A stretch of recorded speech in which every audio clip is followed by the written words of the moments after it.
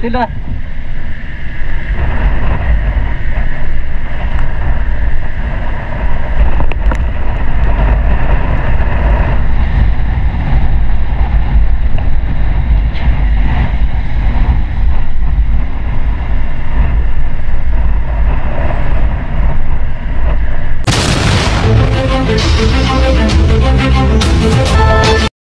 Yes, good morning.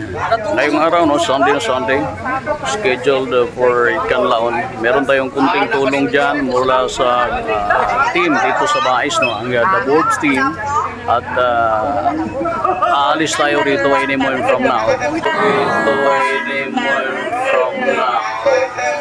Para sa pagbibigyan ng tulong sa City of Canlaon kung saan ay biktima ng baha nung nakaraang typhoon natin.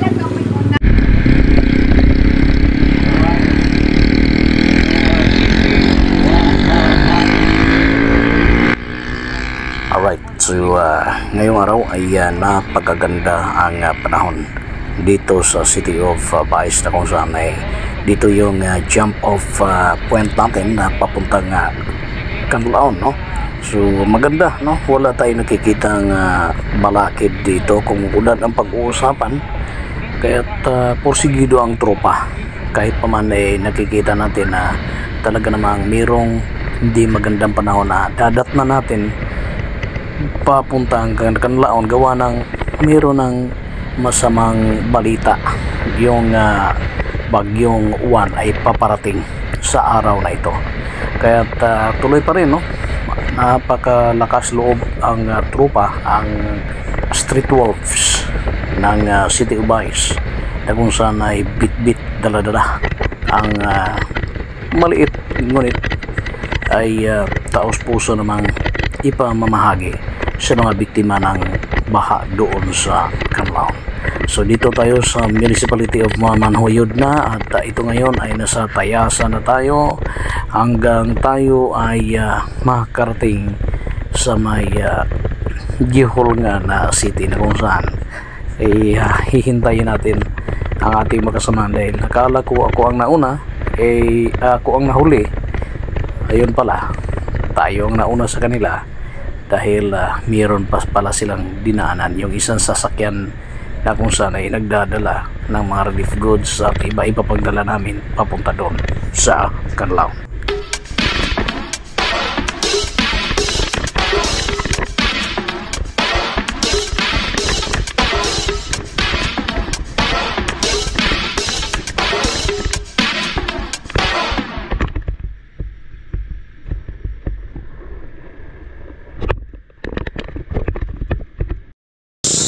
Good morning.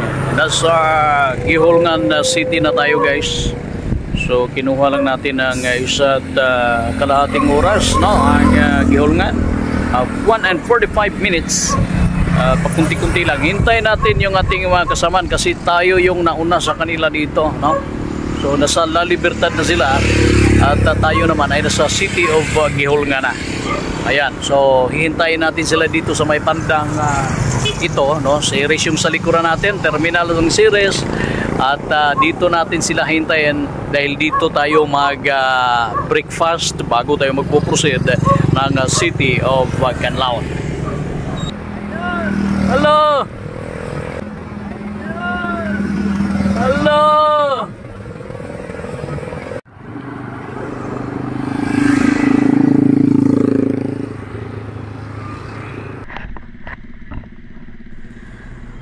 So matapos namin kumain ay wala na po kaming iba pang oras. Kailangan na namin umalis dahil mayroon ng mga pag-ambon na nararamdaman namin.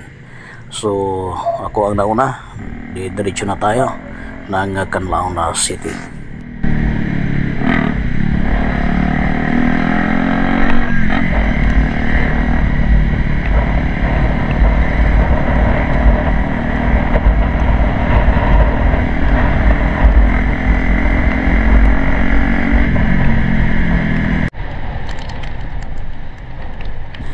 Ayan, naramdam na namin yung pakunti-kunting lakas na ambon ang nararamdaman namin, no?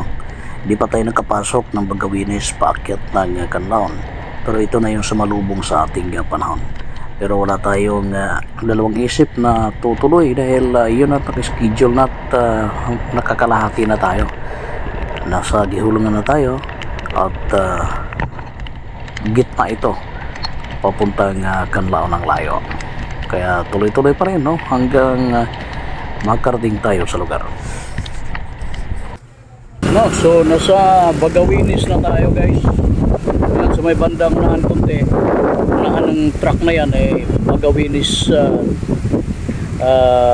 na po yan, no? Diretso papuntang Canlaon, Valle Hermoso, I think, yeah. Bagawinis na sakop ng Valle Hermoso ang hintuan natin saglit.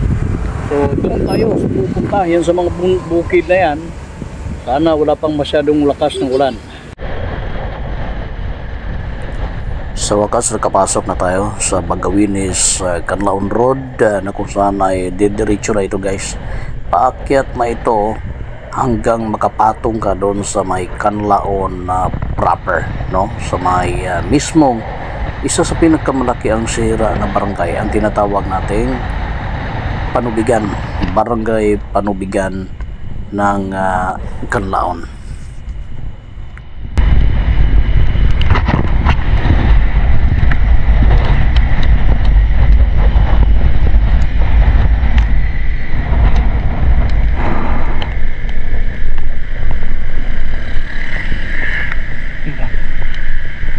Ambo na,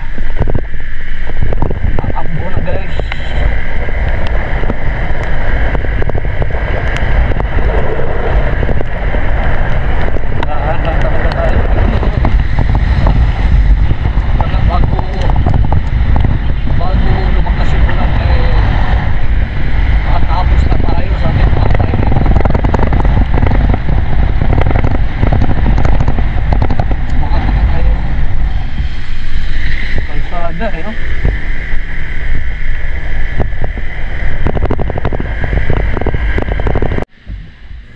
At dahil biglang bumuhos ang malakas na ulan na may kasamang malakas na hangin, ay napilitan kaming sumilong dito sa isa sa mga gasoline stations ng part na ito ng Canlaon, kasi malapit na ito sa may proper ng Canlaon.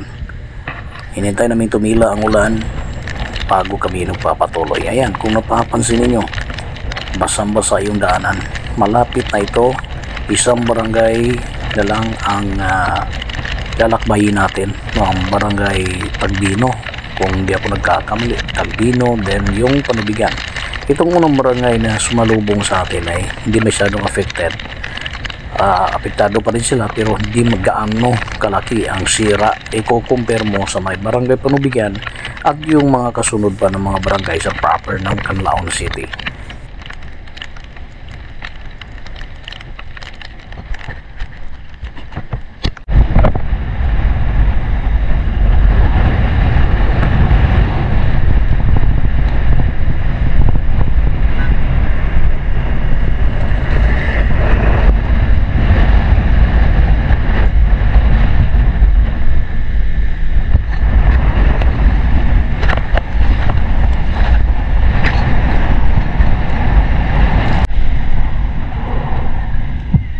Sa wakas narito na rin tayo sa may sentro ng Canlaon City. So diretso tayo ng Barangay Hall sa may evacuation center mismo, no? Ang gym ng Barangay Panubigan na kung saan ay doon ang maraming mga tao na nag-aabang sa mga tulong na darating mula sa iba't ibang mga sektor, no? Mga pribado man or government na kung saan nagbibigay ng tulong. Yan ang bumungad sa atin. Tulay po yan. Yan po yung pinaka river nila dito. Pero talagang napakahirap po na panuorin na ganyan ang kinahinatnan. Dito dumaan yung napakalaking baha, no? Mula sa itaas na baha, portion. At kaya ito ang isa sa pinakamalaking pinsala. Itong barangay na ito ay mayroong 4 na evacuation center na ginanap sa iba't ibang mga facility ng gobyerno, evacuation, gym, schools at iba pa. Bukod sa mga pinsala pa sa ibang barangay doon sa may bandang unahan na part pa rin dito sa may Canlaon. So dito ang bagsak natin dahil dito yung contact natin, yung kapitan mismo dito sa nasabing gym na kung saan kung makikita ninyo dito ang napakaraming tao. Sa kabila sa may kanan yan ay eskwelahan po yan, ayan. Marami ding mga evacuees dyan, nandyan. Dito sa kabila ang gym, dito naman tayo magdi-distribute ng dala natin. Gaya ng ginagawa ng iba na. Kahit ulan, narating din natin itong lugar ang Panubigan proper. Ito yung barangay na kung saan ay pinakasentro sa pagragasa ng baha dito sa may Canlaon, guys. Nasaksihan natin yung iba pang pamimigay, no? Bukod sa dala natin, meron din silang distribution kasi halos nagpangsabay kami. Dumating yung isang dump truck dito, donation din ang dala, ayuda rin ang dala. Kami naman ay nakasunod, kaya nagpang-abot kami. Doon sila sa kabila, dito naman kayo. Matapos nila lang kuhanin yung ibibigay doon, dadaan naman sila dito sa dala namin. Konti lang pero napakalaking bagay para matulungan at maibsan ang kung ano yung mga pangangailangan ng ating mga kababayan dito sa Canlaon. Yan. So, salamat, no? Dahil tinulungan rin tayo. Grabe. Ito yung sitwasyon. Meron pang mga nasa evacuation center. Ito yung mga nasa kanilang mga bahay na dito na lang dinala, no? Yung nasa kanilang bahay lang na hindi na pumunta sa evacuation. Talagang napaka plastada ito, no? Hindi gaya ng iba na kapag wala kasi evacuation ay hindi ka na mabibigyan. Dito i-accommodate ka. Kung ano yung mayroong mga dala, ito pinapatawag sila. Ito yung umuwi lang, may damage. Pero sana naman ay kasi hindi na yung dala natin ay tamang-tama lang para dito dahil dito yung pinakasentro. Sana naman malaking tulong. Time. Yes, ang first name na to, Kap? Terry Baidal, sir. Terry Baidal. Barangay Captain sa Barangay Panubigan. So kamo yung pinakasentro, yes, no? Sir. So status na to karon, Kap, sa barangay? Ang status na karon sa barangay, sir, is totally damaged with me. Naapa mi 15 ka casualties, then naapa mi missing 5 ka buok, 3 ka babayi ug 2 ka lalaki. So until now wala pa jud sila na retrieve. Ambot og makita pa ba sila namo. So kami sa barangay as barangay official, sir, nalingkamot mi kutob sa among maabot. Actually kami, sir, isa po kami kabiktima nga hapit po kami nadala sa flash flood nga nahitabo diri sa among barangay. Sa pila ka years nimo puyo dinhi, ma'am? First time nahitabo? Sa pagkakaroon, sir, 63 years old nako. Karon pa ni nahitabo diri sa Canlaon, sir, since birth nako. Doon na ba assessment o kung sa'y cause flash floods? Naa, sir. Kanaamon nga Malaiba River, mauna siya murag na ang iyang bali outlet na kuana na siya og mga kahoy, mga sakyanan, nganing bara sa kwan. So mauna siya ang nahitabo nganing awas, ang first time nganing awas na ang amon nga bridge. Then natunga na siya, sir. Tulo na siya katunga diri sa amon highway, then diri pod sa Pikas, then diri pod sa Mua. Then murag tulo ka ang usa ka suba nahimong tulo, pero tungod sa kakusog daghan paghihapon ang nasalanta na igo. Ang inyong evacuation ang amon pila ka buok? Upat amon evacuation center, sir. Actually diri sa barangay nag-hold pag-igo og 23 ka families. Then naa kami Panubigan Elementary School, naa kami sa amon nga high school, then naa pagig kami sa amon nga city gym as of now. So wala lang ko nang number of families sa overall kay nabisi ko dire sa ang amon akong ginasalgan is ang kuan sa ato nga DSWD. Unsa ang pinaka-kinahanglan nato ron, Kap? Ang pinaka-kinahanglan ng ginamo diri, sir, as of now pud, sir, pagkaon o tubig lang nga mainom, sir. Then may need gani kami mga medicine kay tungod sa karatong sa mga tawo ang kuan na, sir, gipanghilanat, gipang-ubon na mostly sa mga bata o sa amon mga senior citizen. So far doon na mga tabang nga niabot? Naa na mga tabang, sir. daghan na kami kaing tabang nga na-receive. Then ang iban direkta na sa aton nga mga constituent diri sa Barangay Panubigan. Ang local government of Ang local Canlaon. government, sir, as of now, naningkamot gyud bahalag sako kaayo pero naa manghatag jud mi og food packs per family ni among ihatag, sir. Kay ang amon nga total household diri sa Panubigan, sir, is 2,565. Tanan Yes, sir. affected. Okay. Affected tanan, sir. So message na lang, di na tulugayon ka para makadistribute So, sa daghang pandala. kayong salamat no sa grupo from Bae City, sa amigos sa akong anak nga si Lance Baydal.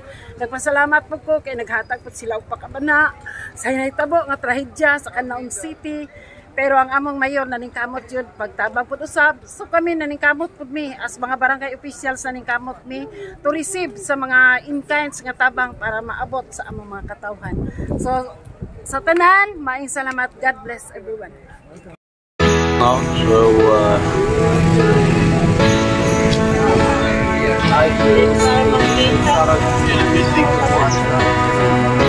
Barangay Panubigan proper, guys. One of the most barangays na affected, no, sa flash floods. City Council ba? City Council. Donations sa among kuan sila karon diri. So ang naa diri karon is I think 3 ka sitio from Barangay Panubigan nga amo ang ipakuan diri karon schedulean for distribution. So mao ni sila nga mga individual. So actually dili pa ni sila uban ang kompleto, naa pa ko sa ilang uban nga balay. So uban po nga sitio amo pa pong pag-aadtuon. So lain tong nasa evacuation Lahi itong nasa evacuation centers. Lahi po ni sila, kaya katuman ni sila mga wala sa evacuation centers. Naara ni sila mga panimalay. Okay. Oo nga. Pero affected po gyapon ang ilang mga balay, ang ilang mga kaptangan nga na-wash out po tawon. So, mo po ni sila nga, mo po sila dili ra po evacuation centers, ang mga IDPs evacuation centers, ang mo ang tagaan sa mga ayuda, pero kini po sila kay affected mapod. Pero halos tanan gid sa Canlaon is affected. So, ako bang So, ana ra siya. Yes, salamat. So ang local government of Canlaon, unsay ato ang tabang nga nahatag? So far, ang kini siya ang mga donations from other LGUs, from private nga mga NGOs. Yes. And then naapon mi sa amo apod mga sa DSWD nga mga food packs. Oo. So sa tubig na to, Ang tubig, actually sir, napasalamat jud mi kay daghan nga mga LGUs from Bayawan, Kabangkalan, and then apoy mga private po nga naghatag po og mga water tanks nga nakatabang-tabang jud sa ato ang mga katawhan sa syudad sa Canlaon sa paghatag og mga mainom po nga mga tubig. Actually, we have also kanang mga vlogger gani sir, Yes. pangutang sa every barangay para po makahatag po og source supply sa ilahang mga pinanglanon nga mga tubig. sa electricity na to, Cons? Actually naanata ang Barangay Panubigan after sa typhoon, gipasigaan na sila ang also Barangay Binalbagan, and then sa the rest sa mga Barangay Mabigo and the other barangays nakasiga na po pero not totally jud nga na powered ang electric nila. Asa mo wala pa pud gani kay oo. Pero at least naana jud nagamit, and then ang signal po sir nga naglisod po mi after sa typhoon during the typhoon wala na jud signal, so lisod jud ang communications. Daghan nga mga relatives namo nga missing nga wala pa jud nakita karon. First name na to, sir? Rinante Tabos Haris. Rinante. Sir, ang inyohang na-experience adtong Tino, unsa ka dako ang problema nga gihatag sa inyo? Ako jud para karon mga balay. Mga pinundan na oro tig kanod. Sakop ninyo ha diri sa Panubigan. Pwede ba nimo ma-explain, ma-share nimo og unsa gyud kadako ang tubig nga niabot diri sa inyo nga barangay? Ako dito po tubig it murag dagat na mga kasapaan. Ya po mga kahoy kanod di mo mga punong kanod. So kamo ang gyud mo na salbar bisan Wala gyud kay sa tigrabot may kay dalin sa una dira na man dagko niya wala may wala ingon ato. ingon ato kada kung tubig. Pero dunay baha, pero dili ingon ato. Dili layo ra kay sa balay namo kadto agi urot gid eh.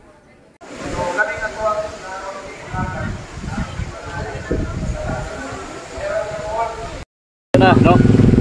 Kung makikita ninyo guys sa likuran, hinuhukay na yung sa likod, yung bahay doon.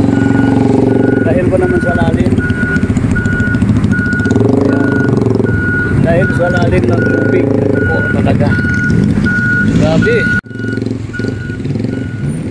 sitwasyon.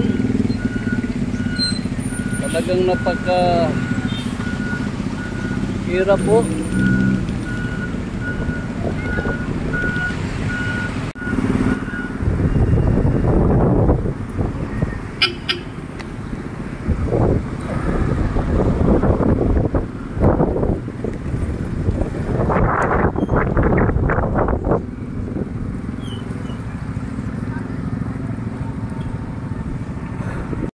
Alright, so habang ginagawa itong distribution na ito ay umuulan rin guys dahil paparating na si Juan dito.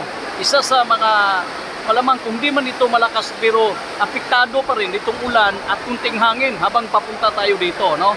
So hindi naman ito ang tatamaan pero di natin alam, no? Kung ano yung hangin na dala nitong Typhoon Juan dito din sa Canlaon. Kaya taalis na rin tayo. Magpapaalam na po tayo kay Kapitan at kay Konsihal at sa iba pa nandirito. Okay? So